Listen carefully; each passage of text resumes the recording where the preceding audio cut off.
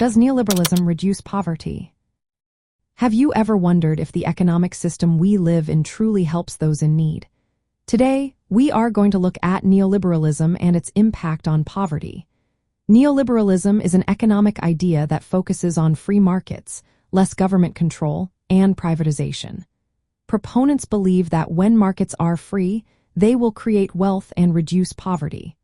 But does this really happen? When we look at the facts, the story is not so simple. In many developing countries, especially in sub-Saharan Africa, programs inspired by neoliberalism have not brought about significant improvements in living conditions. For instance, the poverty reduction strategy papers have not shown major progress in key areas like education and health. In some cases, these areas have even stagnated or worsened. Another important point is that neoliberalism often leads to greater economic inequality.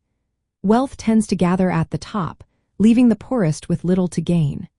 For example, data shows that the richest 10% of people hold most of the world's wealth, while the bottom 50% own less than 1%.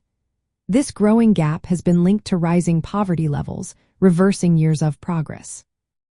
Interestingly, research indicates that when poverty does decrease, it is often due to government actions. Programs like social safety nets, minimum wage laws, and targeted tax credits have shown to be more effective than market-driven reforms. This challenges the idea that reducing inequality harms economic growth. In fact, lower inequality can support sustainable growth.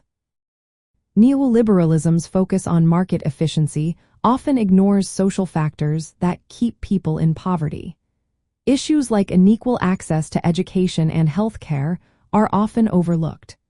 Additionally, austerity measures and cuts to public services can harm vulnerable groups, making it harder to reduce poverty effectively. From a socialist viewpoint, neoliberalism is seen as inadequate for tackling poverty. Socialism prioritizes the needs of all people over profit. It advocates for strong public investment in services, fair taxation, and policies aimed at reducing inequality.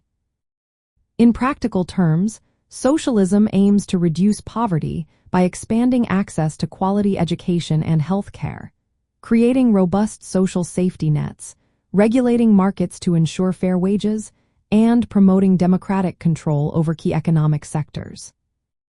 While neoliberalism claims to reduce poverty through market-led growth, the evidence suggests it often leads to more inequality and does not effectively address poverty without strong government intervention.